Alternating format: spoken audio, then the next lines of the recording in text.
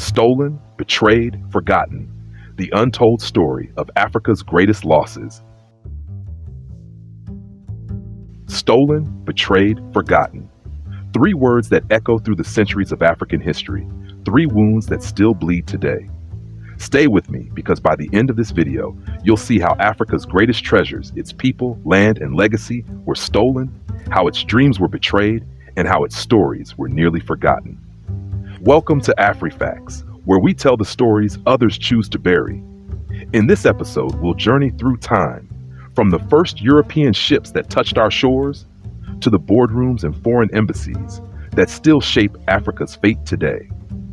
You'll discover how Africa's gold, art, and knowledge built the foundations of Western wealth, how leaders who rose to free their nations were betrayed by those they trusted, and how history itself was rewritten to make Africa look small, when in truth, it was mighty.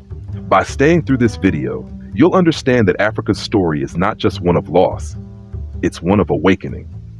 You'll see how the same continent once called dark is now reclaiming its light through culture, innovation, and truth-telling. You'll walk away with a new lens on Africa, not as a victim, but as a force that refuses to be forgotten. We'll uncover the museum artifacts that Europe refuses to return, the African heroes betrayed by their own allies, the forgotten civilizations that rivaled Egypt and Greece, and the new generation rewriting history, one video, one movement, one voice at a time. So don't blink, don't scroll away, because this is more than history. It's a reclamation. It's time to remember what was stolen, confront what was betrayed, and revive what was forgotten. This is Afri Facts. Let's begin. Stolen, betrayed, forgotten. Three words that carry the weight of centuries, three wounds that shape the destiny of a continent the world could never ignore, yet always tried to erase. This is the story of how Africa was stolen, piece by piece, not just its land or its gold, but its identity, pride, and future. Stay with me because by the end of this video, you'll see that the Africa they tried to destroy is rising again, stronger and wiser. The great wealth before the fall. Before a single European ship appeared on the horizon, Africa was not a dark continent. It was a continent of light, rich in trade, knowledge, and innovation. Timbuktu was once the world's capital of learning, home to over 700,000 manuscripts. In the 14th century, Emperor Mansa Musa's wealth was so vast that his pilgrimage to Mecca shook global economies. The walls of Great Zimbabwe rose from the earth like stone poetry, built by Africans for Africans. But this story of greatness would soon be interrupted by greed disguised as exploration. The first ships of deception. When the first Portuguese ships arrived on West Africa's coast in the 1400s, they didn't come with swords. Not yet. They came with smiles, gifts, and promises. They spoke of trade, of friendship, of mutual benefit. But behind the smiles were calculations: how to extract, how to divide, how to conquer. Africa's gold, ivory, and spices filled European ports, while Africans received trinkets and mirrors.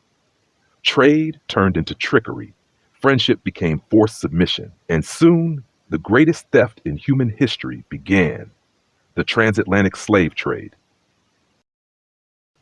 Between the 15th and 19th centuries, over 12 million Africans were taken from their homes, men, women, children, stolen from kingdoms, families, and futures. This was not just human trafficking, it was cultural assassination. Entire villages were emptied, languages disappeared. Generations of builders, artists, scientists, and warriors vanished into oceans of sorrow. Every chain on a ship was a link in the system that built Western wealth and broke African continuity. The scramble and the silence. European leaders dividing Africa. As the slave trade declined, a new form of theft began. More organized, more political, more devastating. In 1884, in a room in Berlin, 14 European powers sat around a table and carved Africa like a cake. Not a single African was invited. Not a single African voice was heard. Lines were drawn with rulers and ink, cutting across kingdoms, families, and cultures. A village could wake up and find itself split between French and British territory. This was the scramble for Africa, And it stole more than land. It stole freedom, sovereignty, and identity. The cultural looting. While colonial armies conquered the soil, scholars and missionaries plundered the soul. Thousands of sacred artifacts from Benin to Ethiopia were looted. Gold statues, carved masks, ancestral relics, all taken in the name of preservation. Today, over 90% of Africa's cultural heritage remains in European museums. Benin's treasures lie in London and Berlin. Ethiopian crowns rest in Paris. Egypt's mummies sleep in glass boxes far from their sands. They call it history. We call it theft. The lies that justified it all. To justify their crimes, colonizers rewrote the narrative. They called Africa uncivilized. They called Africans savages. They said they came to bring light, when in truth they came to steal it. For centuries, African children grew up reading about explorers who discovered rivers and mountains that their ancestors had already named and lived beside. They didn't just steal resources, they stole truth. But every theft plants a seed of resistance. Africa may have been looted, but it was never defeated. From the ashes of colonization rose voices of liberation. Nkrumah, Lumumba, Nyerere, Mandela.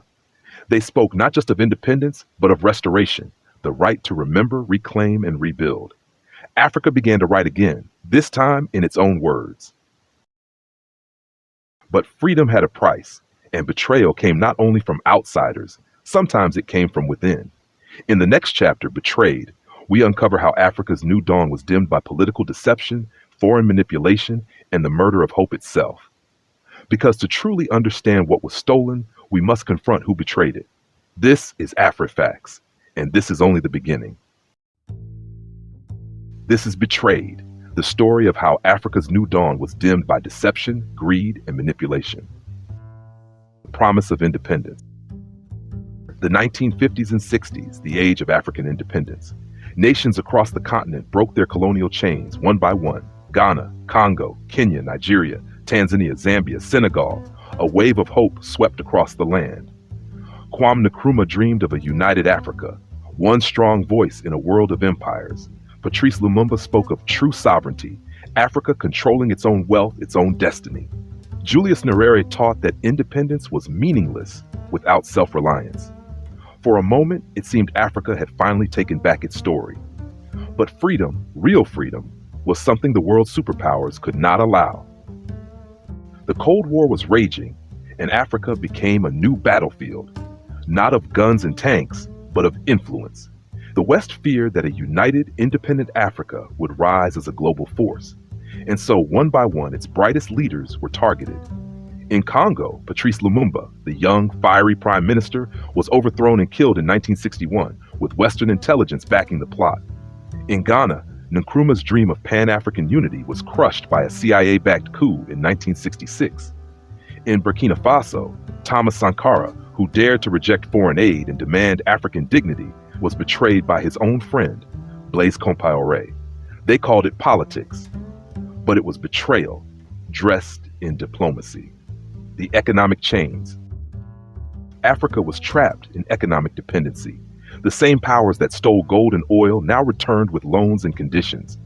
Through the IMF and World Bank, they offered help, but help that came with strings. Countries were forced to privatize, cut social programs, and sell resources cheaply, all in the name of reform. These policies created poverty, unemployment, and debt.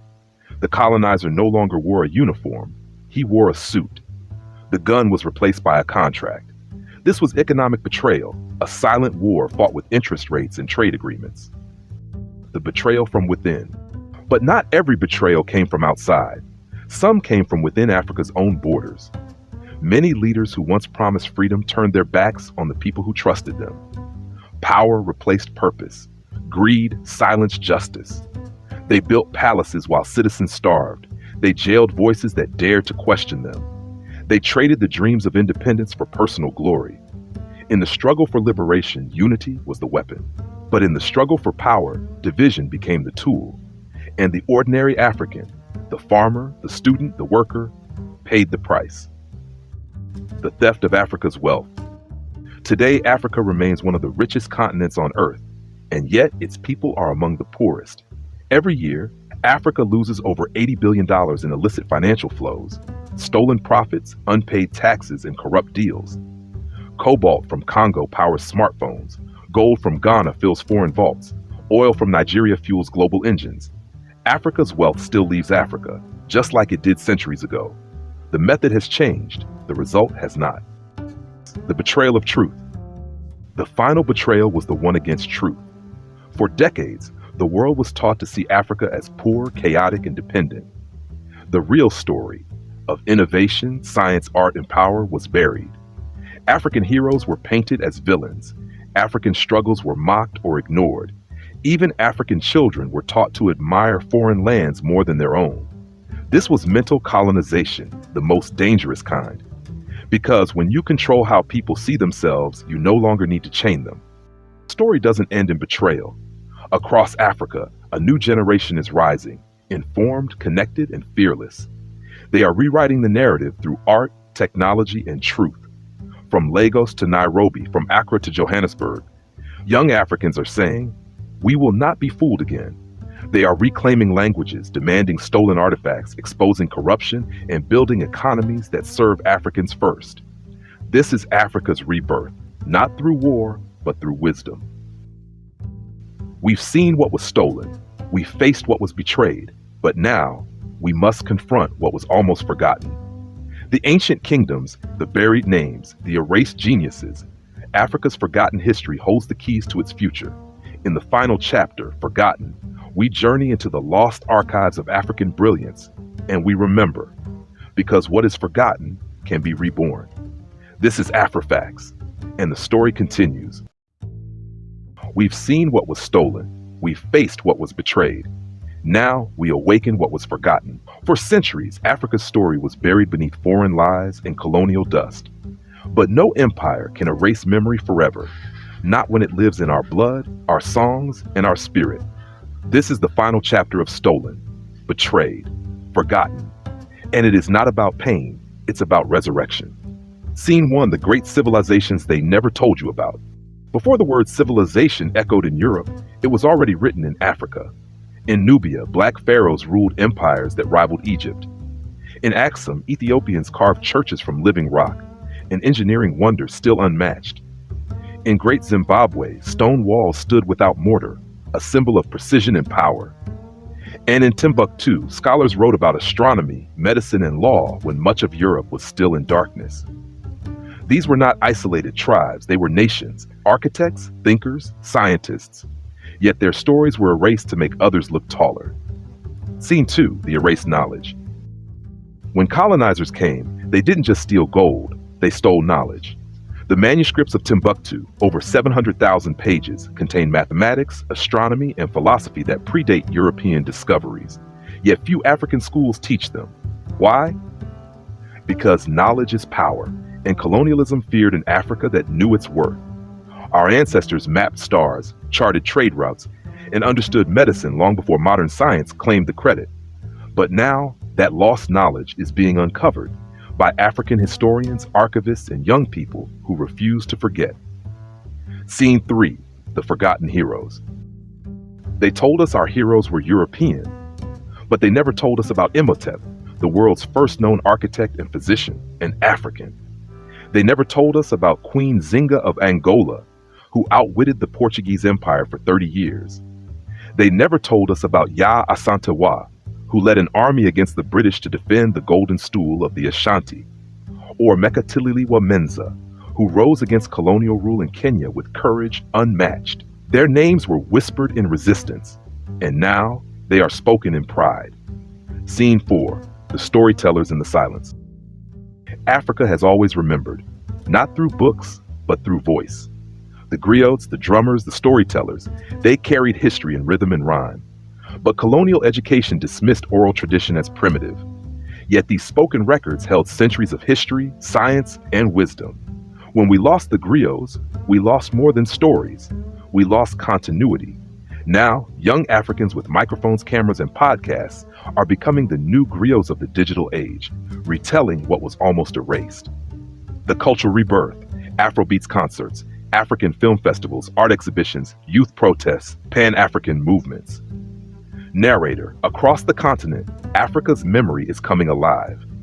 In music, we hear drums that once led warriors now moving global charts.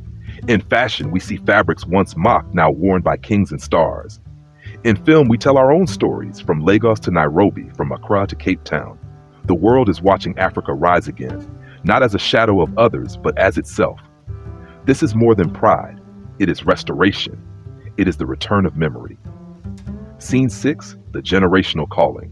Footage: African students in classrooms, diaspora communities reconnecting with heritage, Pan-African youth movements. Narrator, you, the African youth, are the bridge between what was lost and what will be found. Your duty is not just to remember, it's to revive, to learn your languages, to study your heroes, to defend your culture and redefine your future. Because every time you tell an African story, truthfully, you are healing a wound that was opened centuries ago. The resurrection. Music swells. Visuals: sun rising over the continent, montage of African innovation, satellites, cities, art, schools.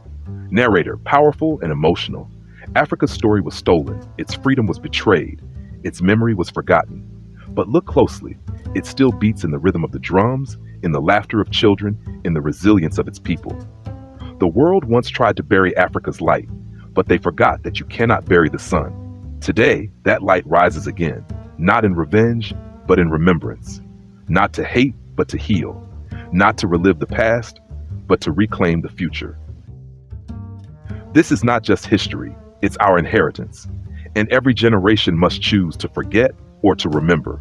Africa is remembering, and the world is watching. This has been Afri Facts. Thank you for walking through history and walking back into memory. Stolen, betrayed, forgotten,